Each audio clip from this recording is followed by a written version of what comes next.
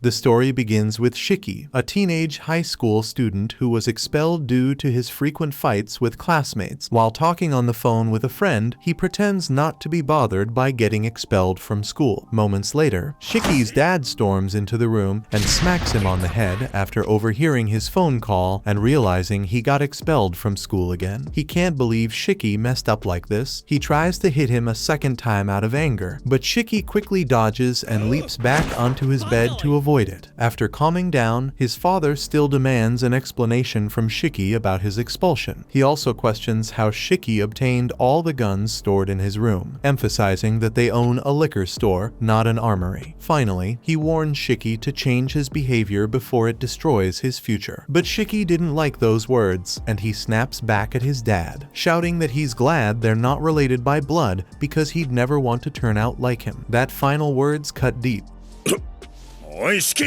And Shiki can tell he went too far the moment the words leave his mouth, before either of them can say anything else. The phone rings downstairs in the liquor store Shiki's dad runs. He goes to pick it up and is surprised to hear someone placing a large beer order. Since he doesn't usually get much business, he's more than happy to take it. He gets into his car to deliver the package, and as soon as Shiki notices him driving away, he begins murmuring, regretting how events unfolded. Suddenly, a loud crash echoes outside his room, and before he knows it, a black mist wraps around him like a rope, dragging him out onto the street. Shiki is dazed from the fall, barely grasping what's happening when a mysterious man from the smoke. The man apparently recognizes him. Out of nowhere, a car slams into the man, pinning him against the wall. As the man is unconscious, Shiki's father shouts at him to jump in now. Without hesitation, Shiki jumps into his dad's car, but once things seem to have calmed down, he has a few questions. First, he demands to know why some random guy just dragged him out onto the street, and more importantly, why his dad acted so casually about running the guy over like it was no big deal. Shiki's father insists that someone like Samadair wouldn't be killed by a mere car crash. Still confused, Shiki struggles to process everything until his dad finally reveals the truth. He explains that Shiki is descended from an Oni, while Samadair comes from the bloodline of Momotaro. That's why Samadair is so determined to hunt him down. Shiki is too shocked to respond, and while there's still a lot more to explain, but his father doesn't have time to elaborate. Samadair has already caught up to them. A creeping black mist envelops the car, causing it to malfunction. With no other choice, Shiki's dad stops in a nearby abandoned factory, desperate to escape before the car gives out completely. After they get out, Shiki glances back and sees the car completely engulfed in that same strange black mist. But before he can ask what it is, the car suddenly explodes in a massive fireball. Amid all the chaos, Shiki's dad looks away for just a moment, and in that brief instant, Samadair manages to take Shiki. Inside the factory, Samadair traps Shiki mid-air using his black mist shaped like a spider web. When Shiki asks him what's going on, he coldly replies that anyone with Oni blood is just a pest that needs to be wiped out. With that, Samadair prepares to finish Shiki off for good. But before Samadair can strike, Shiki's father arrives to stop him. As he steps in, he reveals that the stories of Momotaro and the Oni are real, and their conflict has been ongoing for thousands of years. Over time, the descendants of Momotaro have continued the mission of eradicating the Oni, which led to the creation of the Momotaro Agency. Shiki remains puzzled by everything, but his father never assumed a boy like him would grasp it right away. For the moment, he instructs Shiki to stay back while he deals with Samadair. However, the moment Samadair hears Shiki's dad plans to confront him, he summons two swords from the dark mist and lunges forward with incredible speed. However, Shiki's father counters by summoning his own mist blade, deflecting the strike. The black mist is a distinctive ability exclusive to Momotaro's descendants. Shiki's dad was once part of the Momotaro Agency and even fought alongside Samadair in the past. His real name, Tsuyoshi Momotaro. However, he abandoned that life years ago to raise Shiki far from the agency's reach. Sadly, he was never going to be able to keep Shiki hidden forever. her. Samedare then questions Tsuyoshi, asking if he's forgotten how dangerous the Oni really are, but Tsuyoshi has no interest in discussing it. His only concern now is keeping Shiki safe. Tsuyoshi holds his own against Samedare for a while, but eventually, Samedare finds an opening and slashes his chest in a flash. Tsuyoshi collapses to the ground, unconscious, leaving Shiki horrified by what he's just seen. Shiki yells at Samedare for hurting his father. Samedare then shifts his focus back to him, ready to end it. But just as he moves in, Tsuyoshi, using the last of his strength, grabs Samedare's leg to stop him from reaching his son. Samedare demands to know why Tsuyoshi would risk so much to protect a child with Oni blood. But Tsuyoshi responds that a father doesn't need a reason to shield his son. He acknowledges that Shiki might not the best person, and yes, he has Oni blood, but he's never harmed anyone. With that in mind, Tsuyoshi challenges Samedare, asking how he could justify killing a kid. Tsuyoshi's words cut deep, stirring up the guilt Samedare has been carrying lately, but he refuses to hear any more. He summons his sword, ready to strike Tsuyoshi down. Shiki can do nothing but watch in despair as his father faces death at Samedare's hands, and the only thing racing through Shiki's mind is an overwhelming desire to kill Samedare. Blood starts pouring from every part of Shiki's body as his mind is consumed by pure hatred. By the time Samedare looks back at him, Shiki has vanished. Suddenly, Samedare hears the sound of multiple guns cocking right beside his head. Startled, he instinctively leaps backward, barely dodging the attack, but he still has no clue Shiki's whereabouts. At that moment, a drop of blood hits the ground. Samedare looks up, only to see Shiki clinging to the ceiling. He's stunned that Shiki managed to unlock his Oni powers and manipulate his own blood so quickly. But the real terror lies in what these abilities mean: the loss of humanity. Without it, Oni are utterly merciless, and Shiki is no exception. Samedare raises his sword, bracing for Shiki's next move. But as Shiki begins launching blood missiles at him, Samedare quickly realizes he's outmatched and starts to retreat. He manages to get out of the blast zone just in time, but the fight is far from over. Shiki bursts through the smoke and delivers a powerful kick that sends Samedare flying into some rubble. Shiki then looms over Samedare and unleashes a devastating barrage of gunfire. The entire warehouse is obliterated in the chaos, yet somehow, Samedare survives the onslaught. Even more unexpectedly, Shiki reverts back to his human form. Confused, he looks down at himself, puzzled by the blood covering his body. A typical reaction, as he has no memory of what happened during his transformation, and Samedare plans to take advantage of the confusion to finish Shiki off before he transforms again. He begins charging towards Shiki, all repeating that all Oni must be eliminated with no exceptions. Shiki isn't able to control this transformation at will yet, so he is pretty much a useless. Just as the blade is about to land, Tsuyoshi throws himself in the way and takes the blow. Samedare is stunned that Tsuyoshi would risk his life for an Oni, but Shiki's dad reflects on the cherished memories he shared with Shiki and feels at peace, believing his life has been meaningful. Exhausted by the battle and aware that their clash is attracting unwanted attention, Samedare decides to retreat. To protect the secrecy of the Momotaro agency, he disappears into a cloud of black mist. After Samedare disappears, Tsuyoshi falls into Shiki's arms, and he grows deeply concerned. He quickly says he'll call for help, but Tsuyoshi stops him, explaining that no one can help him now. It's already too late. All he wants is to have one final conversation with Shiki before he goes. With his remaining strength, Tsuyoshi apologizes for hiding the truth all these years. It wasn't an easy thing to confess, but now, with his time running out, he can't stand by Shiki's side any longer. His final wish is for Shiki to get strong enough to crush both the Momotaro clan and the Oni. Only then will you truly be free. Shiki screams at his father, refusing to accept his dying words. He won't let him die. Not now. Determined, he lifts Tsuyoshi up and starts carrying him to the hospital. Seeing how much Shiki cares brings a smile to Tsuyoshi's face, but his injuries are far too serious. After a few seconds, Tsuyoshi's body gives out completely, and he crumples to the ground. Shiki pleads with his father to wake up, desperately saying he hasn't had the chance to say sorry or make amends for the harsh words he said that morning. But it's no use. Tsuyoshi is already dead. Shiki breaks down, sitting beside his father's lifeless body. Suddenly, someone shows up behind him and tells him he can't stick around because there would be too many onlookers. Shiki is caught off guard and braces for another fight, but before he can even react. He's struck in the neck and immediately loses consciousness. At the same time, the heads of the Momotaro agency are in chaos after learning that Samadare couldn't kill Shiki. Some are even questioning whether he's losing his edge. However, considering the circumstances, they understand why he backed off. They can't risk exposing their organization to the public, so they're determined to keep the public from learning about the existence of Oni. That's why they plan to eliminate Shiki the moment he's within their reach. The problem is, that's easier said than done, because right now, Shiki was transported to a secluded island in the middle of nowhere, making him nearly impossible to track down now. The plan is to enroll Shiki in a school filled with other Oni like himself so he can properly develop his abilities. But before everything, Nato must conduct a detailed assessment to determine if Shiki is actually worth the effort. Still, the principal warns Nato to make sure none of them die before they're fully trained and ready for battle. A while later, Shiki regains consciousness and realizes he's tied to a chair, while the man behind him casually exercises using his umbrella. Strangely enough, this doesn't even come close to the most random thing Shiki has encountered. The man introduces himself as Nato, and now that Shiki is awake, he says it's time to explain everything. First, he exposes his horns to prove to Shiki that they are both Oni. Then, he explains that Shiki was brought there for two purposes: evaluation and retrieval. As Shiki is aware, the Momotaro agency uses the black mist to hunt down honest like them. The person who killed Shiki's father was part of this organization, whose ultimate mission is to eradicate all Oni from the world. To counter them, the Oni agency was created, and Nato's role is to locate newly awakened Oni like Shiki and determine if they're suitable to join. That's essentially all there is to it. With that, Nato retrieves his board and loosens the bindings on Shiki's mouth so he can speak and ask questions. Once Shiki regains the ability to speak, he instantly starts shouting at Nato, demanding answers about his father's whereabouts. Irritated by all the yelling, Nato knocks a few points off Shiki's evaluation and explains that his father's body is securely stored. However, he adds bluntly that it doesn't really matter since the man is already dead. Shiki is struggling to break free, but that aggressive behavior is exactly why Nato restrained him to begin with, so there's no chance he'll be letting him go just yet. Shiki is furious, but he realizes that shouting won't do him any good. Shiki takes a moment to collect himself and calmly asks Nato to let him go, saying he has unfinished business with a guy who killed his father. But even though his voice is steady, the anger is still written all over his face, so Nato denies his request. On top of that, he knows Shiki wouldn't stand a chance against a Momotaro agent anyway. But if Shiki's so determined to throw his life away, Nato figures there's a better way to assess him. He removes his tie, and before Shiki can even react, Nato appears behind him and starts choking him with it. The test is simple. Shiki has to escape somehow. If he fails, he dies. Either outcome is fine by Nato. Shiki isn't about to let some stranger take his life. He fights desperately, even as blood starts filling his eyes. But in the end, he collapses unconscious. Nato is ready to choke the life out of him for good. But when Shiki blacks out, his subconscious takes control, triggering his Oni berserker state. Blood on the ground suddenly forms sharp spikes, forcing Nato to retreat. The moment he looks away, Shiki summons a machine gun and aims it straight at him. Shiki pulls the trigger without a second thought,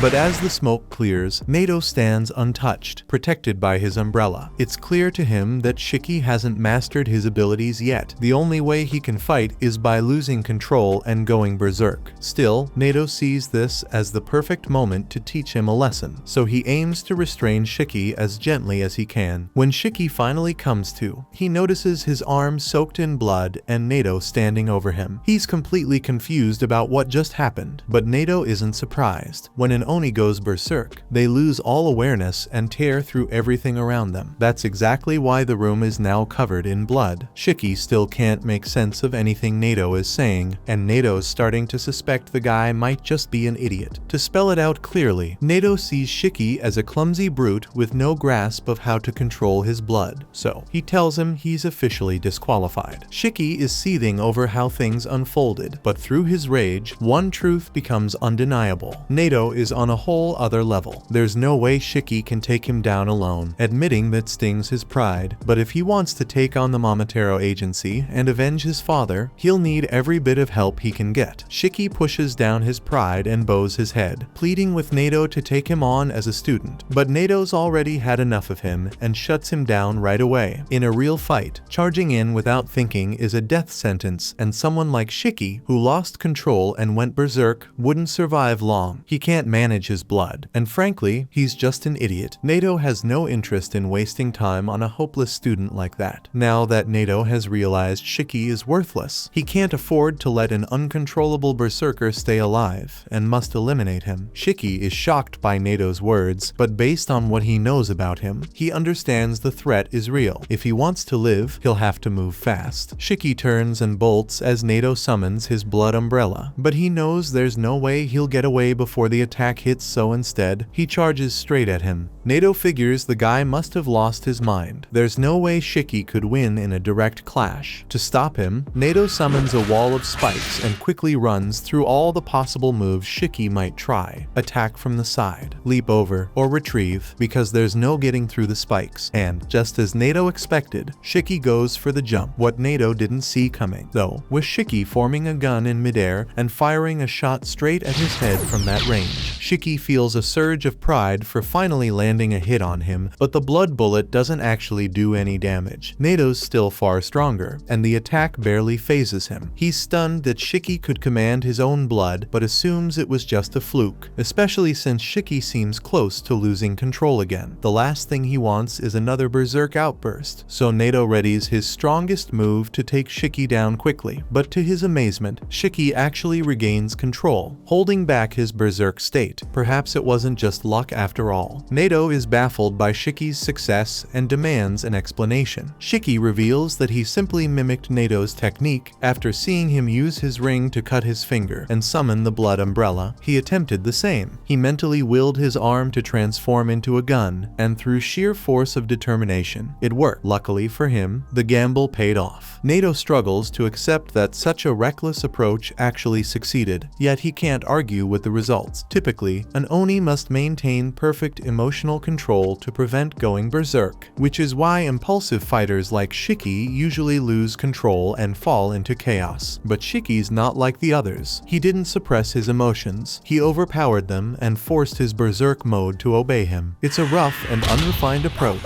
but the strength it gave him was undeniably explosive. Shiki tells Nato that his only goal is to become strong enough to kill the man who murdered his father. So he makes a vow: if Nato makes him his underling, he'll give everything he's got to learn whatever Nato is willing to teach. Shiki's being completely sincere, and Nato can tell, but he still turns him down. What Shiki just pulled was basically a reckless gamble with his life, and he didn't have any kind of backup plan in case things went south. To Nato, that kind of recklessness still signals inexperience. Even so, he doesn't believe Shiki is entirely without potential. In the end, Nato decides to spare Shiki and take him on as a student, stopping the execution. He refuses to explain what exactly changed his mind, but the important thing is that he now sees real potential in Shiki, and Nato isn't the type to let raw talent go to waste. The island they're on is called Onigashima, and at its center lies Rosetsu Academy, a school created specifically for Oni. Nato explains that it's a military academy where Oni are trained to battle the Momotaro agency. But Shiki seems less interested in all that and more shocked by the realization that he's actually on an island. Nato jabs Shiki in the face for spouting nonsense while he's still trying to explain things. He then announces that he's the homeroom teacher at the academy, which means he'll be responsible for Shiki and the rest of the students from now on. Shiki will have to live on campus, undergo training, and fight regularly to prepare himself for taking on the Momotaro agents, so he better be prepared. But Shiki's mind is overwhelmed by all the information Nato just threw at him. There's still plenty he doesn't fully grasp, but in the end, it doesn't matter to him. He'll do whatever it takes, as long as it means getting strong enough to take his revenge. A bit later, Nato takes Shiki to the locker room so he can change into his new school uniform. Shiki feels a little weird about it. He never thought he'd wear one again after getting expelled from his previous school. Nato then mentions that there are a few other students in his class, but out of everyone, Shiki is the least skilled, so he'd better avoid picking any fights. Shiki also asks about his dad, and Nato explains that the body is being kept in the morgue, and it's up to Shiki to decide on the funeral arrangements. Shiki's good mood fades the moment he's reminded of his father's death. However, Nato tells him there's no point dwelling on past regrets. Instead, he should channel that pain into getting stronger stronger, so he never has to feel that kind of regret again. With that, Nato takes off on his skates, saying there's no time to waste and that Shiki has just 15 seconds to get to class before he's late. Shiki complains that it's unfair, but knowing he has no other option, he sprints after him. They finally reach the classroom door, and Shiki starts thinking about the most impressive way to make his entrance. But Nato has no patience for that and just kicks him through the door, causing Shiki to land face first on the floor and end up with a nosebleed. Noticing the blood, he immediately demands a tissue from the nearest person. Instead, Jin tells him to stay quiet, which instantly ticks Shiki off, prompting him to get right in Jin's face. Jin isn't the only student in the class. Others like Ikari, Kuina, Juji, Rokuro, and Homer are here too, but at the moment, Shiki couldn't care less about them. His focus is solely on Jin because he has unfinished business with him. Suddenly, Shiki and Jin realize they're sitting side by side, with Nato standing right behind them. Neither of them noticed him move, which leaves them both frozen in fear. Still, Shiki grumbles that he doesn't want to sit next to someone like Jin. Unfortunately, Nato has zero interest in Shiki's petty drama. Without missing a beat, he moves on with a class announcement, revealing that today's activity will be a simple game of tag. Shiki is baffled, wondering if came to this school to play games. Nato leads them outside and explains that this place is called the Shinra Forest. The rules are simple. They have 1 hour to return to school without being caught by him. Anyone he tags faces immediate expulsion. To even the odds, he promises not to use his blood abilities at all, while the students are free to use theirs as much as they want. But he issues a warning. If anyone loses control and goes berserk, he'll have no choice but to unleash his own power, and things will get ugly for them. Jin asks Nato, what if someone manages to kill Nato during the game? Nato replies that anyone skilled enough to take him down would earn instant graduation and the right to join any unit they choose. He casually dares them to try, but warns that he won't go down without a fight. Now that everyone knows about the rewards, they're all eager for the game. Shiki, however, feels a bit unsure since he's still adjusting, but a little hesitation won't hold him back. He's determined to try his hardest, so he tells Nato he's ready to start the game. Before starting, Nato adds one more rule. In order to complete the game, they would need to have claimed one of the cool blue orbs. He holds only 2 in hand and then throws them deep into the forest, after which he tells the students that if they don't end up finding one of the orbs before the end of the game, their victory would be pointless, even if they managed to reach the goal. The students notice that Nato only threw 2 balls into the forest. Even though there are 7 of them, they immediately assume he wants them to fight over blue orbs. However, Nato explains that he'll be splitting them into 3 groups because of this. The first group would consist of Homer, Shiki, and Jin. Group 2 would have Ikari and Juji. Finally, Group 3 would have Rokuro and Kuina. To make things more interesting, Nato says that Groups 2 and 3 will have to share just 1 ball. Everyone immediately gets excited when they hear this, knowing it means at least 3 students will be expelled. Nato opens the gate and tells them to go in first. He'll follow 15 minutes later, but before they head in, Shiki complains about being teamed up with Jin, saying there's no way he's joining the team. Nato simply tells him if he can't work with the terms, he's going to be expelled. Homer then introduces herself to Shiki, giving off a timid vibe as she bows and says she'll do her best not to get in his way. But in response, Shiki just stares at her in awe. It's no surprise. He's been a total jerk since he was a kid, so girls have always kept their distance. But now, for the first time in years, a pretty girl has spoken to him, and he immediately vows to protect her no matter what. Homer blushes when she hears that and tells him not to go through all that trouble. She just wants to stay out of the way. Shiki, hearing this, feels like he's hit the jackpot. He's about to win over a girl who's not only pretty but also humble. Homer also introduces herself to Jin, but he completely ignores her, leaving her devastated. Shiki yells at Jin for making Homer cry, then does his best to cheer her up by calling her cute. Judging by the look on her face, it clearly works. She's happy. Shiki and Jin keep bickering until Nato cuts in, telling them to shut up and start the game already. Without hesitation, Jin and Shiki head inside. Homer, feeling a bit nervous, pauses for a moment before following them. As Jin dashes through the forest, he recalls Nato saying anyone that kills him would earn an instant graduation. He believes this is the perfect opportunity for him to get out of here quickly and avenge his family. Just then, Shiki sneaks up on him from behind and almost hits him with a really heavy stick.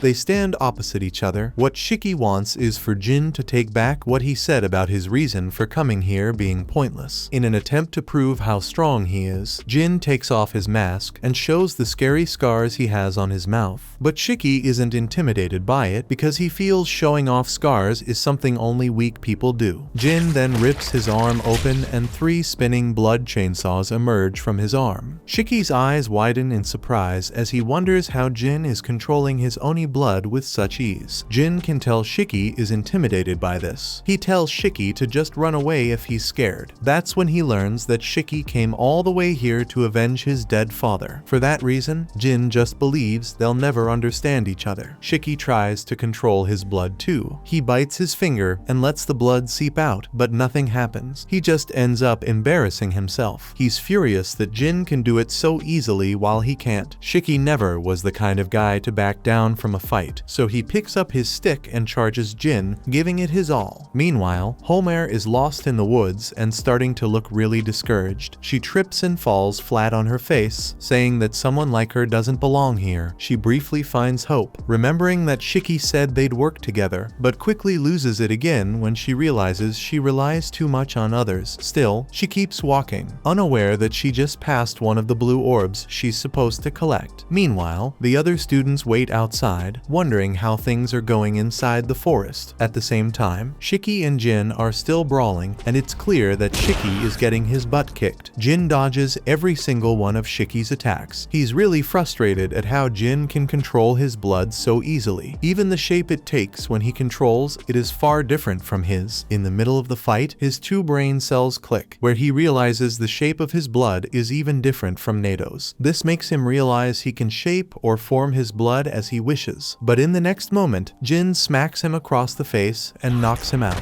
Thinking he's won, Jin turns to walk away, but Shiki gets back up. Jin fires a blood slash at him, but at the worst possible moment, Homer steps into its path. Luckily, Shiki manages to pull her out of the way just in time. Homer lies on the ground, opens her eyes, and sees that Shiki got hurt protecting her. She's overwhelmed with guilt and begins bowing and apologizing over and over, but Shiki tells her not to worry, it was Jin's fault, not hers. By the time Shiki looks back at her, he sees a giant Oni monster appear on top of Homer. It kind of looks like a female titan. Homer remains on her knees and begs them both to run away from there as quickly as they can, or else the monster is going to kill them. Meanwhile, Nado is bored waiting for Group 1 to finish. That's when he gets an unexpected visit from the school principal. The principal considers it quite bold of Nado to give his students a life or death assignment on the first day. Nado says he did that because he thinks training is more meaningful than wasting the whole day with explanations. Hearing that, the principal can tell Nado actually cares about the students and is doing this for their sake. Being an Oni isn't easy at all. Lots of them die every year and most of them are mere children. You could even get killed for just being related to one. The worst case are those that are taken alive and are used as test subjects in a lab. This is why Nado is doing his very best to shape these kids up as quickly as possible so they would be able to defend themselves. He believes as long as they're strong, they won't die. Meanwhile, Shiki and the others are in a tough spot now that the Oni Titan has gone berserk. Jin leaps up and tries to cut it down, but it's way too big, he doesn't stand a chance. Shiki asks Homer to just put an end to it, but unfortunately, she can't control it. She then collapses to the floor from too much blood loss. Shiki's first instinct is to run over there and pull her away, but on getting there, he's surprised to see that the Titan is actually protecting her. The Oni Titan then launches a heavy blood attack that sends both Shiki and Jin flying. Homer musters up some strength, calls out to the Titan, and refers to it as her sister. She begs it to stop all this destruction. As Shiki gets back up to his feet, Homer advises them to run away before they get killed. But Shiki says he's definitely not going to do that because it would mean she'll bleed out and die right before his eyes. He can't just leave her to die like that. Deep in the bushes, Nado watches from a distance and sees that this giant Titan is Homer's special blood ability. He's curious to see how the kids handle it. In the middle of the chaos, Shiki tries to summon his own blood ability, but it fails him again. Nato sees this and knows it won't work last time. Shiki only managed to pull it off by sheer luck. The Titan launches an attack by throwing several rocks at Shiki, sending him flying backwards. At this point, he starts to feel really pathetic. His father died just to protect him, but now he's still useless. He looks down while he starts to cry, saying being weak is so frustrating and humiliating. Just then, Jin walks forward and tells Shiki that if he's crying, he should go and do it somewhere else. Jin then draws his blood and summons 2 chainsaw weapons from his hands and is now face to face with the Oni Titan. He's still a bit shaken up from the last attack he took, but it's nothing he can't handle. Nato still watches from a distance and acknowledges that Jin creating 2 different weapon types at the same time would take serious control of his Oni blood. He's definitely got some experience. An Oni's blood can take literally any shape or strength. The image a person holds is transmitted from their brain, traveling not only through the nerves but also through the bloodstream, shaping itself accordingly. It's a simple signal from the brain. In some cases, people have their traumas reflected, while others reveal their preferences or tastes. Legend has it that what an Oni creates with their blood can even offer a glimpse into life itself. With that, the act of creating one's own unique weapon from their blood came to be known as the Blood Eclipse release. Back on the battlefield, Jin gets serious and uses his chainsaw to slice the Titan's arm while he's on top of it. When the time is right, he jumps in the air and uses his sword to slice the back of its neck, but the Titan manages to protect itself at the last second. Shiki remains on the sidelines, frustrated that he can't figure out how to use his blood technique. That's when his 2 brain cells finally click. All the weapons Jin forms are designed for cutting, but an Oni's weapons are supposed to be unique and personal to them. Shiki has always had a thing for guns. Even during his assessment test, he managed to create one from his blood. Putting all this together, it has to be the answer. Meanwhile, Jin is busy fighting the female Titan. She lets out a piercing screech at a frequency that bursts his eardrums. Nato continues to watch the fight and sees that things are about to get a little out of hand. He's thinking about stopping the test and just expelling them all, but that's when Shiki comes out of nowhere and unveils a giant bazooka attached to his arm. Nato is shocked to see he managed to figure it out so quickly. The Titan tries to smash him, but Shiki quickly shifts position and fires a blazing blast that obliterates the Titan in a single shot. Blood splatters everywhere. Shiki has a bright smirk on his face. Neither Nato nor Jin can believe their eyes. Shiki just proved everyone wrong. As it begins to rain, he notices Homer lying unconscious on the ground. He immediately rushes to help her, but his body is so weak that he falls flat on his face. Nato suddenly appears, telling him that he's paralyzed because he just used a ridiculous amount of his blood at once. What Shiki did was extremely dangerous and could have gotten him killed. Despite that, Shiki still tries his best to look tough by standing up, but immediately falls back down. Nato warns him that using too much blood at once could be fatal. Shiki still can't control his blood properly and has a long way to go. Nato advises him to take things easy from now on. Still, Nato can't deny that the attack Shiki used a few minutes ago was incredibly powerful. Shiki tells Nato not to worry so much about him. Instead, he wants all the attention focused on making sure Homer is alright. He insists they can take care of him only after she's been helped. Hearing this, Nato feels shocked and confused, wondering why someone who nearly died would still worry so much about others. Just then, Jin sneaks up from behind and tries to chop Nato's head off, but Nato luckily blocks it in time. After putting some distance between them, Jin asks Nato why he's wasting his time worrying about them. Jin doesn't care who gets hurt along the way. All that matters to him is achieving his goal, no matter the cost. Nato casually opens his umbrella, saying he prefers to treat all his students equally, but guys like Jin seriously piss him off. Jin confirms with Nato one last time that if he manages to kill him, he would graduate instantly and get assigned to the squad of his choice. Nato agrees to the terms. He even says he'll not use his blood techniques at all to defend himself. Without wasting any time, Jin charges at Nato and attacks with his chainsaws, but Nato swiftly blocks every strike with his umbrella. Their fight continues back and forth, with Nato defending each attack effortlessly. After creating some distance again, Jin rushes in once more, but this time, just before Jin attacks, Nato clicks his umbrella, releasing a thick cloud of smoke that blinds Jin temporarily. Nato tells Jin not to worry, the smoke isn't poisoned, it's just regular smoke. Jin can tell tell he's using the smoke to launch a surprise attack on him. His plan is to cut him in half the moment he tries to get close to him. But just then, he gets hit in the arm with a ton of rubber bullets. Nato observed that Jin is all about close combat, so he decides to keep his distance with long-range attacks. He's only hitting him with rubber bullets, but since he hurt his arm while fighting the Titan, Nato is sure it hurts like hell. However, Jin still has one more trick up his sleeve. He unleashes his new Blood Eclipse release and hurls several spinning blades at Nato. Nato dodges them with ease, but is surprised that Jin found a way to counter long-range defense. Their fight escalates into the air, and Jin sneaks up behind him, trying to end it all, but Nato catches him off guard with another surprise smoke grenade. Jin lands in the middle of the smoke-covered ground and immediately assumes that Nato will try to snipe him from the north. But Nato sneaks up from behind and lands a solid punch to his back, sending him flying. As Nato walks toward him, he says that assuming your opponent will always attack from a distance is a good way to get yourself killed. Jin was an easy target because he kept favoring his right arm. Nato tells him his biggest mistake was thinking he could win this fight while injured. Then, he uses his special umbrella to trap Jin. But Jin has used so much blood that he's too weak to even break free. Shiki observes the entire thing and is left speechless. Nato continues to speak, telling Jin that if this was a real battle, he would have been dead. Along the lines, Nato reveals that Jin is going to such extreme lengths just to see his father again. Jin is shocked that he knows this. Nato explains that he did a bit of digging and found out everything, like the fact that Jin's father is a Momotaro. Shiki hears this and is stunned. Now that his secret is out, Jin decides there's no point hiding anything anymore. He begins by saying his dad was a miserable bastard who took everything from him, his family and his dreams. The scars all over Jin's body are painful reminders carved into him by his father, and the hatred he's felt since childhood has never faded. As a kid, he barely survived, living off scraps he found in street dumpsters. Now, the only purpose driving him forward is to kill his father. Only then will he feel whole. The backstory gives Jin an adrenaline rush, so he quickly breaks free from the umbrella prison. But before he can do anything, Nato grabs his face and slams it into the ground.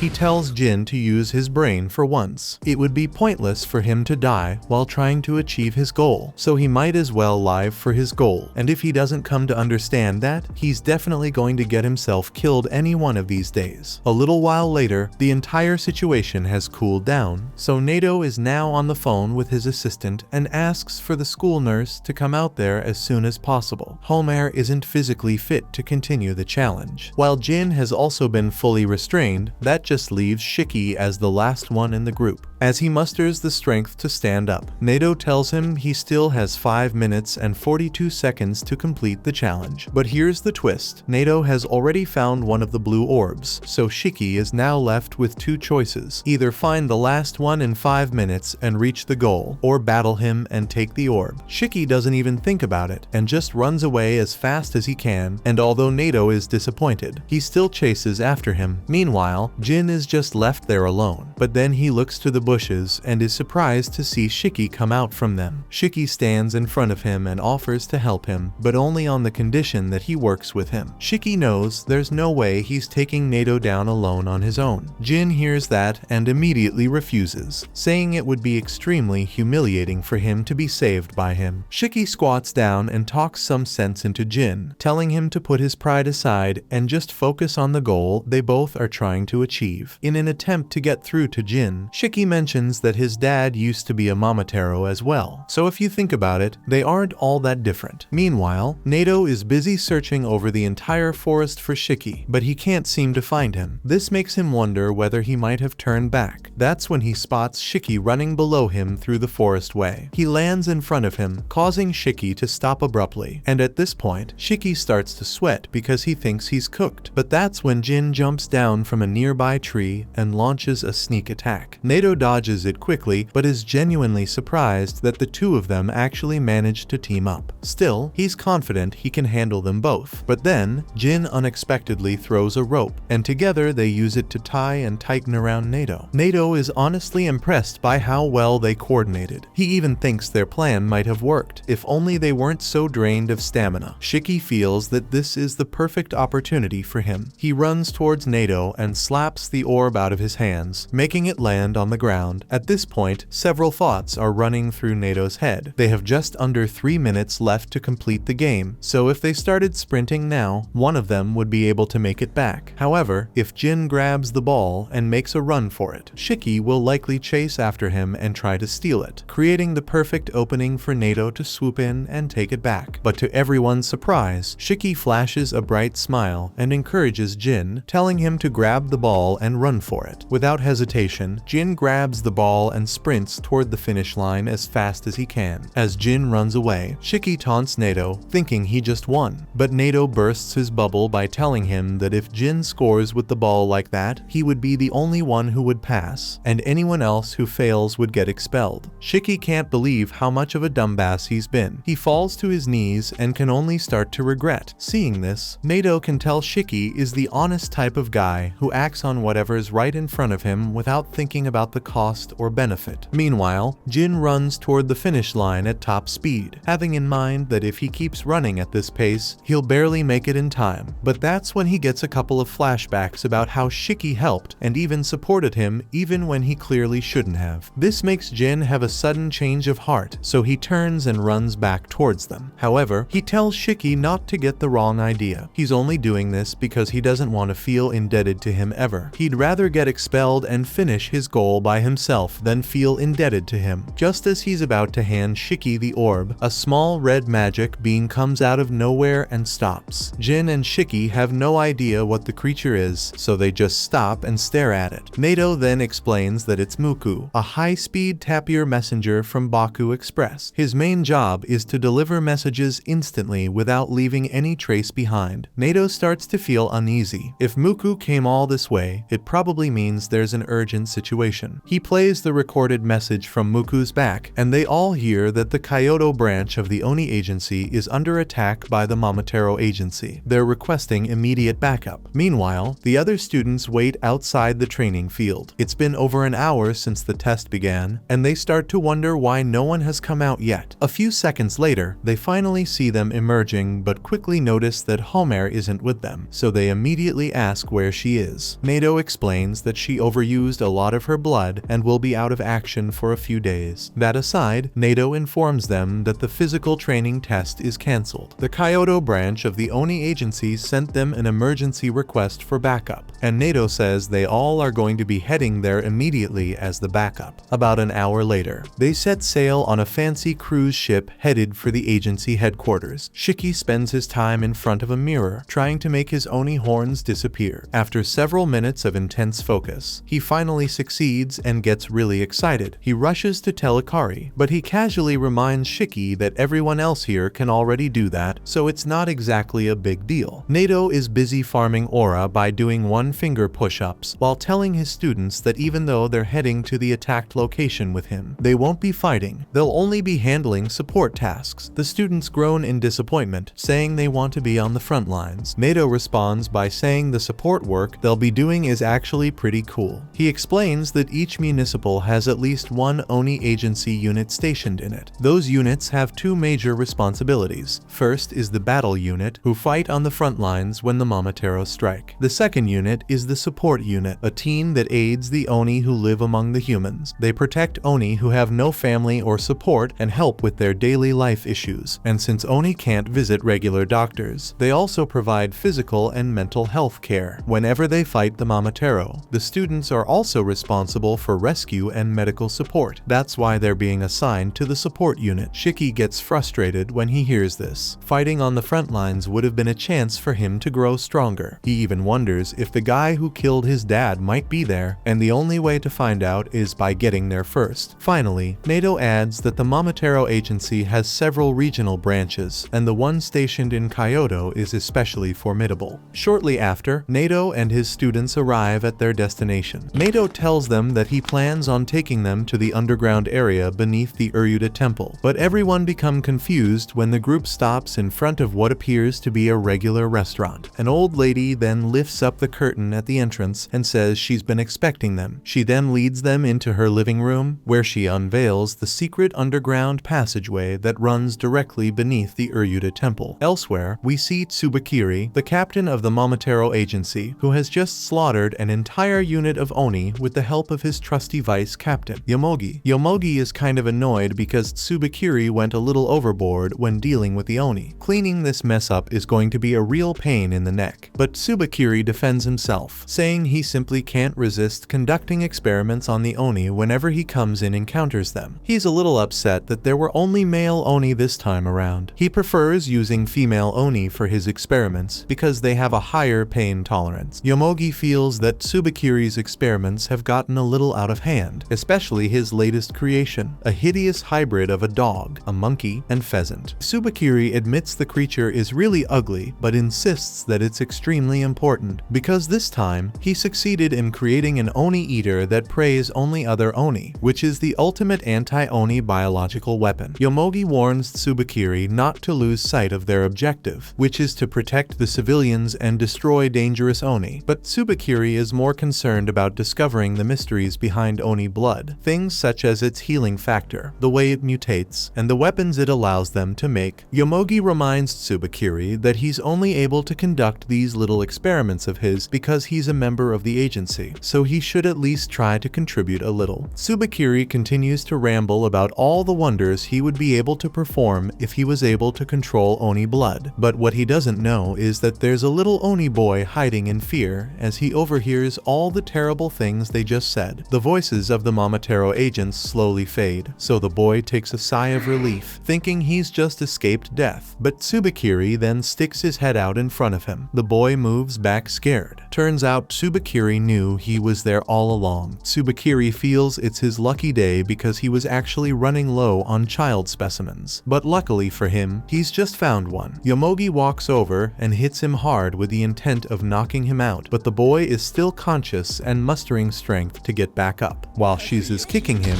a drop of blood splashes onto Tsubakiri's uniform, and Yomogi realizes this is bad. Tsubakiri then approaches the Oni boy and starts kicking him as well, explaining that although he's interested in studying Oni blood, he's disgusted by it. Finally, Tsubakiri shows his power off by manipulating the corpses of the fallen Oni and rolling them all together into a massive pile. He crushes the boy beneath them until he dies. Their abilities allow them to fight using black bacteria from their bodies. Some use this power to make weapons, while some use it to launch spores. But what Yomogi finds disturbing is the way Tsubakiri uses his power. Tsubakiri is able to use his black bacteria to control corpses without any limits. Tsubakiri then orders his ugly hybrid creation to eat the pile of Oni and clean up the remains. With that handled, Tsubakiri and Yomogi decide to get back to work. Simultaneously, Nato and his students are still passing through the underground Kyoto tunnel, and after a little more walking, Nato opens up a large tunnel door and announces that they just arrived at the Oni Agency Kyoto base. Shiki and the others are stunned. The place is so massive that they mistake it for a mansion. That's when a guy with pink hair walks out of one of the rooms. Seeing Nato, he calmly moves over to greet him. Until he spots Kuina among the students, he instantly loses his composure as he sees a hot girl like her is one of Nato's students, so he turns back to fix his hair. He speaks to Kuina directly and boldly asks her for her number, but Kuina declines. The rejection hits him hard, but he doesn't lose hope. He knows he's going to get lucky one of these days. Shiki is curious about who this clown is, so he introduces himself as Kyoya, the commander of the support unit of the Oni Agency. Apparently, he and Nato used to be classmates back in Rosetsu Academy. Nato puts an end to all the chit-chat and informs them that he's about to head to the front lines. His students hear that and are all eager to come along with him, but Nato doesn't give a response to them. He just tells Kyoya that he's free to use his students as he likes until he gets back from the front lines. Just then, one of the nurses comes in to call Kyoya because there's a really serious emergency on the ground. The nurse sees that the students from the academy have arrived, so she tells them to hurry up and change because they're going to need their help for this operation. Shortly after, everyone gets changed and are escorted to the patient center. Shiki looks around and shudders as he sees the dire conditions these frontline soldiers are in. However, the nurse draws Kyoya's attention to a frontline soldier who's in even worse condition. During battle, the soldier lost both his arms and legs. He's even struggling to breathe because his lungs sustained some intense damage. The nurse estimates that he has about 3 minutes left. Shiki trembles in fear as he watches the patient because he never knew life on the front lines could get so scary. But despite the man's dire medical condition, Kyoya still has a bright smile on his face while he tells the patient that he's going to be just fine. Shiki tells Kyoya to stop fooling around because he doesn't think that man has any chance of surviving, given his current medical state. But Kyoya just tells Shiki to trust him when he says that. Kyoya orders the nurses to get him several Oni blood bags. While doing so, he tells everyone that he's going to give them a little sneak peek of what life on the front lines is like. Elsewhere, Tsubakiri and his team have just taken down the first wave of the Oni agents. The remaining members of the Oni agency are starting to consider running away because they saw that Tsubakiri is so strong that he was able to kill both their commander and vice commander. Tsubakiri slowly walks towards them with the intention of finishing them off. But Nato arrives at the last second and uses his blood eclipse release to summon blood archers who shoot arrows at him simultaneously. Tsubakiri manages to block by using the corpses of the Oni as shields. With that out of the way, Tsubakiri informs Nato that he heard there's a place where the Kyoto Oni have been quietly gathering. He asks whether that means the Oni species would vanish if they wipe them all out. But Nato has no idea what he's talking about, so Tsubakiri just assumes it was just a rumor after all. Back at the agency, several Oni blood bags have been hooked up to Kyoya's body. He looks down at the patient and asks him whether he would want to regain his arms or legs. Considering his lung issue, he can't really talk, so Kyoya just tells him to use his mouth movements to indicate his answer. The patient indicates that he would prefer to grow his arms back first because he still wants to be able to hug his kids if he survives. Kyoya assures him that he's going to get back to his kids after this. Kyoya takes out a scalpel and uses it to pierce his skin, allowing a thick streak of his Oni blood to pour into the patient's mouth. The patient starts to scream in pain, so the nurses urge the students to finally make themselves useful by restraining the patient while he screams. A few seconds later, the blood packs are almost immediately emptied, so the nurse urges the less busy students to go into the next door room and get some more blood. Shiki continues to restrain the patient until he looks at the guy's arm and sees that it's slowly starting to regenerate. He scurries back in shock. The cell regeneration process has already begun, so his arms sprout back out and his lungs slowly start to repair themselves. The students observe this and are shocked to see that the man's arms and lungs have been healed. Shiki asks Kyoya whether the patient's legs will regenerate too. Kyoya replies, saying they will regenerate with time and the right medical doses. Kyoya further explains that if they try to regenerate both his arms and legs at once, the patient likely will develop some antibodies, and once that happens, no amount of blood transfusion would be able to solve it. The patient is most likely going to be retired from the battle unit after this, but Kyoya tells him that he can still join the support team if he still wants to be of some help to the agency. The patient hears this and can't do anything but shed tears of joy while he thanks Kyoya for all he's done for him. Kyoya then draws the attention of the students that in this ongoing war, this patient he just saved could very well have been any one of them right now. He understands why they're so eager to fight on the front lines. However, he reminds them that those who fight all the dangerous monsters on the front lines always survive because they have someone behind them keeping them safe. That's the exact job of the support unit. The students now understand how cool and important the support role is, so they even offer to help them in any possible way they can. Kyoya has the perfect job for Shiki. He asks him to look after the little girl named Mei over there. Mei was brought in yesterday because she was attacked by a Momotaro and her parents haven't been found yet. Kyoya is counting on Shiki to keep her company until further notice. Shiki goes to sit down beside Mei. He tries to initiate conversation by making small talk, but she completely ignores him. She finally speaks when Shiki asks her whether she wants to go to Uryuda. She replies, saying she doesn't know where that is. Shiki is shocked to hear she doesn't know where that place is because it's so popular that it's taught in elementary school. But Shiki gets a clear explanation as Mei tells him that she's never been to a school. After that, they both walk through the hallway to see an entire new wave of Oni agents have just been killed by the Momotaro, so their corpses are currently being rushed in to be properly disposed of. Mei looks at some of the corpses as they go by, and two of them that pass turn out to be her mom and dad. Mei discovers that they died during battle and can't do anything but cry in mourning. Back on the front lines, Tsubakiri has a loud smirk while he explains to Nato that he left some Oni corpses behind that were laced with his bacteria. He made sure they were easy to find and assumed that they would bring those corpses back to base. In other words, they just ended up bringing in corpses into their base that Tsubakiri can control whenever he wants. Nato widens his eyes in shock at this realization. Tsubakiri isn't sure whether the corpses have arrived at their base yet, so he decides to conduct a little test by moving his fingers to revive them. Back at the agency, Tsubakiri starts off by controlling Mei's dad's body by making him sit up. Mei sees this and is really excited, thinking that her dad didn't die after all. In the next few moments, Shiki and Kyoya look back to see that Mei's dad has woken up and is choking his own daughter to death. Kyoya sees this and instantly knows that this is Tsubakiri's doing. He first of all instructs Shiki to cover Mei's eyes, after which he uses 2 scalpels to stab him through the head, thereby destroying his brain. The corpse then collapses to the ground. When dealing with cases like this, just cutting the head off won't be enough. You would need to destroy the brain. Mei rushes over to her dad's corpse and continues to cry. Kyoya is busy feeling sorry for Mei, but that's when he realizes that they have over 30 corpses in the building that Tsubakiri has control over. At that moment, Mei's mom grabs Shiki from behind, choking him. Kyoya notices and rushes to help, but before he can, 3 other Oni zombies grab him from behind, holding him back. Meanwhile, the nurses are busy carrying corpses to the disposal unit when the bodies suddenly wake up and start attacking. Right after, a massive wave of Oni zombies bursts through the door into the patient room. They immediately attack the patients lying on the floor, but the nurses fight back as best they can. Back in the other room, Mei cries her heart out, begging her mom to stop choking Shiki, but her mom has already turned into a zombie, and Shiki knows she's beyond saving. Kyoya desperately wants to help, but the 3 Oni zombies blocking him refuse to back down. Before Shiki passes out, he slowly reaches for a neat-looking handgun. He remembers being on the boat coming here when Nato had given it to him for self-defense, since Shiki still couldn't fully control his blood. Back then, Shiki wasn't thinking about self-defense, he was just thrilled to finally have a real gun instead of a fake model. Nato had explained the gun was loaded with Shiki's blood-infused rounds, meaning they hit much harder than normal bullets. Since there weren't many bullets, Nato told him to only use them when it truly counted. Shiki realizes that using the gun on Mei's mom is his only chance to survive. He hugs Mei to block her view, then shoots her mom in the head. Shiki takes a sharp breath, feeling a wave of relief. Meanwhile, Kyoya is still pinned under the Oni zombies, but Shiki saves him by shooting all 3 in the head, killing them instantly. Kyoya pushes the pile of corpses off himself and looks over at Shiki. They help each other to their feet, and Kyoya tells him he'll handle getting the patients to safety, while Shiki takes charge of dealing with the Oni zombies in the main hall. Meanwhile, the patients are seconds away from becoming zombie food until Akari bursts in, saving them at the last moment by hitting the zombies with a hard punches to the face. The other students join the fight, defending themselves, but after a while they realize something strange. No matter how many times they hit the zombies, the creatures just won't stay down. Jin looks worried, clearly wondering what they should do next. That's when Shiki suddenly yells out, telling everyone that the only way to defeat the zombies is with headshots. Any strike to another part of the body won't kill them. Hearing this, Jin quickly uses his Eclipse technique, throwing 3 blood shurikens aimed directly at the zombies' heads. Just as Shiki said, they drop instantly, dead for good. The others see this, and now they're convinced this is how they need to fight. With that settled, Kyoya orders the support unit to focus on evacuating the patients and preventing any more casualties. Shiki keeps firing his handgun, taking down multiple zombies at once, though the act disgusts him. Killing so many corpses feels wrong. Some students announce they'll go help with the evacuation, but Akari snaps back, telling them there's no need to say it, just go and do it. They take the hint and leave, while Akari stays behind, holding his ground against the undead. Meanwhile, Shiki starts feeling more and more uneasy. Every zombie he shoots was once someone important to somebody. These were innocent people, yet here he is pumping bullets into them when their real enemy is supposed to be the Momotaro. The thought of that just makes his blood boil. Kyoya orders the remaining nurses to get all the patients to safety while Shiki and the others keep holding the zombies back. Meanwhile, Tsubakiri and Nato are about to face off. Nato charges first, but Tsubakiri blocks by shoving 3 Oni zombies in front of him as a shield. Nato stays calm until Tsubakiri's pet suddenly bursts out of nowhere, lunging at him. Nato narrowly dodges at the last second, and in the process, the 3 Oni zombies are struck, their blood splattering across the wall. Nato looks at them with a cold, unflinching stare. Tsubakiri smirks and tells him he should be happy after all. The Oni zombies are being killed off. After that, Nato tells the others to head back to the evacuation point while he takes care of Tsubakiri. But Tsubakiri has no intention of letting anyone leave. He calls out for Yomogi and she steps forward. Using her black bacteria, she creates a cage that traps Nato and the others inside. Nato asks what they're trying to accomplish by doing this, so Tsubakiri explains that as long as he has them trapped, they can stay in their hideout for as long as they want. He adds that the barrier is so strong that they can't escape unless Yomogi allows it. Tsubakiri assumes Nato believes he doesn't know where their hideout is, so he reveals that he planted transmitters on every corpse he left behind. By tracking the signals from those transmitters, he discovered their hideout is beneath Dera. Nato's calm expression fades as he realizes Tsubakiri has just learned their location. Tsubakiri then starts walking away, giving Yomogi a signal. Yomogi responds by letting the ugly pass through the barrier. Nato and the others stay on guard, not sure what's about to happen. As Tsubakiri keeps walking, he snaps his fingers, causing the ugly creature to swell. The Oni agents look on in disgust, while Nato watches with curiosity, wondering what will happen next. The creature begins to glow, and it's clear it's about to explode, so Nato shouts for everyone to get down. The blast is so powerful, it destroys everything within a 100-meter radius. Tsubakiri watches the explosion, disappointed that it wasn't more violent. He says he'll work on improving it in the future. Yomogi suggests checking for survivors, but Tsubakiri says there's no need, no one could survive that. Besides, he just washed his uniform and doesn't want blood on it. Moments later, Nato is seen lying on the ground, his body covered in scars and burns. Meanwhile, back at headquarters, Shiki shoots the last Oni zombie in the head and breathes a sigh of relief, glad it's finally over. Kyoya announces that they've successfully moved the patients to the main hall, and it's all thanks to everyone being here, so he thanks them deeply. Meanwhile, Mei stands frozen, as her mom and dad lie lifeless on the floor with bullet holes in their heads. Kyoya notices this and feels sorry for her. He walks over and tells her he's sorry she had to go through that. Shiki also apologizes, admitting he was the one who shot her mother in the head. He recalls the moment and feels lingering guilt, but to his surprise, Mei says it's fine. She explains that she's always lived in hiding and never had a normal childhood, never doing things like going to school. Because of that, she isn't shocked. She always thought this day would come. She just didn't know when. She even smiles at Shiki, telling him not to worry. Hearing this makes Shiki shudder in disbelief. Mei just saw her parents killed, and all she can say is that it's okay. This makes Shiki clench his fists in frustration as he recalls his own childhood. Back then, he admired superheroes. The Momotaro are supposed to be the superheroes of their world, so why do they take the lives of innocent people just because they have Oni blood? Overwhelmed with emotion, he hugs Mei and says that because of this, he'll become the villain so he can destroy the so-called heroes. He keeps hugging her, telling Mei not to worry because he'll create a world where they can all smile again. Everyone else silently watches this. Still in Shiki's arms, Mei's eyes tremble with emotion. Later, Jin and Kyoya return from the agency through the underground tunnel. Kyoya suggests they gather the bodies of their fallen friends, saying he'll lead Jin to the cremation site and start transporting them there. Back at the agency, the others are left with the task of disposing of the corpses, and Akari isn't happy about it, complaining that Kyoya left them to do all the grunt work. He turns around and sees Juji just standing there, so he yells at him to quit slacking off. Juji quickly replies that he's not slacking, since this place was just attacked. It's obvious the area isn't safe, so he thinks it's best to stay on guard at all times. His ability is designed for scouting, so he bites his thumb to draw blood, lets it drip onto the floor, and a huge blood radar appears beneath them. This is his blood eclipse release technique. Ikari has never seen anything like it, so he shudders in shock. Juji explains that his blood can detect any living being within a 5-kilometer radius of where it lands, and it can even tell if they're a Momotaro or not. The radar starts scanning the surroundings, but at first, it detects nothing. anything. However, Juji points out that the heat signature's sensitivity is low, which makes it harder for him to pinpoint a target's exact appearance or power level. Just then, the radar beeps, something has been found, and Juji's eyes widen in shock at the reading. Meanwhile, in the Mizumoto region, Tsubakiri and Yomogi have already found the secret tunnel's location and have even taken out the kind old lady guarding it. Tsubakiri is on the phone with his assistant, ordering him to send several ugly units to the coordinates he's providing. He also asks for the special ugly he's been saving for an important occasion. Before ending the call, he requests the file on the high-risk Oni, just for reference. Hanging up, Tsubakiri tells Yomogi that if NATO has already appeared, then something big is definitely happening. Yomogi draws his attention to the massive tunnel in front of them. She doesn't know who or what could be inside, so she suggests throwing in some poison gas. Tsubakiri pauses to think, agrees it's a good idea, but then suddenly changes his mind. He decides to enter the tunnel himself. He also tells Yomogi that before killing any Oni they find, they should first ask for their names. Yomogi asks why, and Tsubakiri explains that if they run into someone named Shiki, he wants him captured alive, not dead. She asks what's so special about him, and Tsubakiri replies that Shiki is very different from the rest. For that reason, he wants to take Shiki back to the lab for study. With that decided, the two of them head into the tunnel, determined to wipe out the Oni race once and for all. In flashback, where Mei is shown enjoying the happiest moments of her life with her parents, smiling and laughing together. But the warmth suddenly fades when she sees a nurse carrying her mother's lifeless body out of the room. Mei breaks down crying as she realizes that her life would never remain the same from this point onwards. Meanwhile, Jin and Kyoya are seen walking out of the agency crematorium. Jin feels unsettled that the agency even has such a place, so he asks Kyoya about it. Kyoya explains that whenever wars like this break out, many people end up here because not everyone can be saved. He tells Jin not to be soft, because this is the kind of world he's now a part of, and he'll have to get used to it. Still, Kyoya reassures him not to worry, promising that as long as he's around, he won't let Jin die so easily. With no more questions left on Jin's mind, Kyoya decides to ask one of his own. Out of nowhere, he casually asks Jin if he has a girlfriend and what kind of girls he likes, but Jin ignores him completely. They continue walking until Kyoya suddenly senses a dark presence behind him, but before he can react, he's stabbed in the stomach by Tsubakiri with a simple butter knife. Pulling the blade out, Tsubakiri remarks that Kyoya is lucky. If he hadn't moved at the last second, the knife would have pierced his heart. Furious, Jin activates his blood eclipse release technique and charges at Tsubakiri, but Yomogi sneaks up behind him and traps his hands using her black bacteria, forming a small box around them. The box slowly dissolves, leaving damage behind, though Jin knows he'll heal quickly thanks to the regenerative power of Oni blood. The intense pain dulls his focus and slows his thinking. Strategically, Jin realizes this is the worst possible situation for them. Despite being stabbed, Kyoya orders Jin to return to the agency and warn Shiki and the others that Tsubakiri is here, so they can evacuate the patients and everyone else. Jin hesitates, worried about how Kyoya will handle both Tsubakiri and Yomogi while injured. But Kyoya brushes off his concern, saying he'll handle it somehow. Reluctantly, Jin runs off, promising he'll be back with help. As soon as he leaves, Tsubakiri signals Yomogi, who places her hand on the ground. Immediately, a massive wall of bacteria rises up, sealing off the area and trapping Kyoya inside with them. Kyoya observes their tactic and quickly realizes their plan is to ensure no one gets out alive. Yomogi confirms this, telling him she's sealed the entire underground section of Urudadera, meaning escape is impossible. Even hearing that, Kyoya doesn't waver. He keeps up his confident persona, but inside, he begins piecing together the grim reality. There are no escape routes underground. The only fighters left are students, and reinforcements from the surface are hopeless. Worse yet, Tsubakiri and Yomogi are both extremely powerful. After considering all of this, Kyoya sighs and looks upward, admitting to himself that he'll most likely die in this battle. At that moment, Tsubakiri finally speaks, asking Kyoya if he knows who Shiki really is. At that moment, Kyoya realizes he needs to stand his ground somehow. He quickly reaches into his lab coat and pulls out a syringe filled with a dangerous chemical known as wolfsbane. It's a poisonous plant that causes respiratory failure and organ collapse. His plan is to inject Tsubakiri with it before things get any worse. But before Kyoya can even move, Tsubakiri Tsubakiri dashes past him in a blur and slits his throat. Blood splatters everywhere as Kyoya collapses to the ground. As he slowly begins to die, Kyoya mutters regretfully that if he was ever going to get killed, he always wished it would have been by a hot girl. Believing Kyoya to be dead, Tsubakiri walks over, ready to harvest his corpse with his black bacteria. But then he changes his mind. He senses his other pets have just arrived. He signals Yomogi to let them in. The pets walk through the barrier, and Tsubakiri orders the one in front to hand over what he asked for. The monster opens its mouth and spits out a large coffin it had been storing in its stomach. Meanwhile, Jin finally makes it back to headquarters, only to be shocked at what he sees. The whole place looks deserted and soaked in blood. He walks into a nearby room and finds Shiki and a few other staff members hiding inside. Jin immediately asks why there are so few of them. Shiki explains they received intel that the Momotaro were coming, so they quickly evacuated all the patients to the surface. But when it was their turn to escape, all the exits were sealed by Yomogi's black bacteria. Luckily, the patients managed to get out safely, but those left behind, including Mei, weren't able to make it. Ikari suggests splitting up to search for another way out, but one of the nurses speaks up. She explains there's no point because she already checked every exit. There's absolutely no way out. Just then, one of Tsubakiri's ugly pets casually walks into the room. Shiki and the others freeze, not knowing what to do. The pet ignores them, walks forward, grabs one of the nurses, and begins eating him alive. The other nurses scream in terror and immediately run off in fear. Moments later, Tsubakiri and Yomogi arrive at the Oni agency. Tsubakiri looks around in surprise, commenting on how impressive it is that they built all of this underground. The pet places the coffin in the center of the room, and Tsubakiri gives Yomogi his next order: kill everyone except Shiki, since he wants to keep him alive. Yomogi asks if he'll be joining, but Tsubakiri shakes his head, sits casually on top of the coffin, and says he won't. He has some thinking to do. With that, Yomogi heads out with the monsters to finish off any Oni still inside the building. Meanwhile, in the break room, Kuina rummages through a closet, looking for clothes. The nurse outfit she's been stuck wearing is too tight and hard to move in. Behind her, Rokuro is lying dramatically on the floor, whining that he's going to die from all the anxiety this situation is giving him. His constant complaining gets on Kuina's nerves, and she snaps at him to shut up. In the next moment, Kuina finishes changing into a much freer outfit. She stretches her arms and feels ready, now confident she can hold her own against the Momotaro. Just then, Kuina notices one of the monsters approaching, so she tells Rokuro to get ready and prepare for battle. But instead of standing firm, Rokuro panics, saying he can't fight while he's this anxious. Hearing this, Kuina gets a crazed smirk on her face as she realizes Rokuro is completely helpless and fully relying on her. She tells him to hide in the closet until the fight is over. Rokuro is surprised she gave him such an easy option, but the moment he hears it, he doesn't hesitate and rushes into the closet to hide. That's when the monster bursts through the door. The first thing it does is ask Kuina if she's Shiki. Rokuro overhears this from inside the closet and is shocked that these monsters are actually capable of speaking. Kuina quickly tells the monster she's not Shiki. So, following Tsubakiri's orders, the monster attacks Kuina with the intent to kill her. The monster throws punch after punch, but Kuina dodges every single one with ease. The force behind each strike is so strong that it knocks over the closet Rokuro is hiding in, and he faints in shock. Kuina steps forward, telling the monster not to feel so proud just for smashing a couple of walls. She bites her thumb and unleashes her blood eclipse release technique, which she calls I Love. Meanwhile, Jin is running as fast as he can, trying to get back to Kyoya in time to help him. At the same time, Mei and Shiki search for somewhere to hide, eventually slipping into the garden and crouching in the bushes. Shiki watches through the leaves, staying alert in case any of the Momotaro spot them. Back inside, Rokuro wakes up in the closet and instantly panics, convinced his heart has stopped beating. But then he notices the room is silent, so he tries to calm himself, saying everything he saw earlier must have just been a dream he had while asleep in the closet. But as he slowly opens the closet door, he sees the monster standing right there, staring at him. Strangely, it doesn't attack. Instead, it walks over to Kuina and acts as though it's now her pet. Rokuro can't believe what he's seeing, but in the very next moment, Kuina clenches her blood-plated gloves and punches the monster across the face. The monster crashes to the floor, and Kuina keeps striking it again and again until it finally dies. eyes. She was able to finish it thanks to her blood eclipse release. If Kuina's blood coats an enemy past a certain limit, they fall under her spell and gradually lose the will to fight. Rokuro watches in awe, shocked that she managed to take down the monster all on her own. People who know Kuina describe her as dependable and sisterly, which fits since she's tough, trustworthy, and admired by many. But her closest friends say she spoils others to an almost pathological degree. Rokuro bows and thanks Kuina sincerely for saving his life. Hearing this makes her blush, and in the next moment, she lays down a futon, tucks Rokuro in, and tells him to just sleep. By the time he wakes up, she promises everything will already be taken care of. Down the hall, a nurse is running for her life as the monster chases her, but let's just say she wasn't fast enough to escape. Back in the room, Kuina notices that Rokuro looks really pale, so she stands up and says she's going to prepare a meal for him. As she leaves the room, Rokuro is still trying to process everything that's happening. He starts thinking this might be a trap, where Kuina plans to use him as bait, letting the monster eat him while she runs away during the distraction. Kuina then notices that Rokuro is trembling, so she comes back to check on him. That's when another monster suddenly walks in. Kuina immediately stands up, stares it straight in the eyes, and gets ready to give it a serious beating. The ugly lunges at Kuina with its freaky tentacle arm, but she narrowly dodges at the last second. She immediately shouts for Rokuro to stay hidden, and he nervously yells back that he already is. Right away, Kuina notices that this monster's attacks are far stronger than the others, which makes her realize this one has to be either completely different from them or part of its own special species. Annoyed, she leaps into the air and drives her blood-plated fist forward with a crushing punch, but the ugly slips aside with ease, then drives its tentacle straight into her skin. Rokuro, watching from his hiding spot, feels his stomach drop in terror. Kuina fights with all her strength, but it's clear she's getting overpowered. The ugly wraps its tentacles tightly around both of her arms, then slams her into the ceiling. Her body is tossed around like a rag doll as the monster hurls her against the walls. Finally,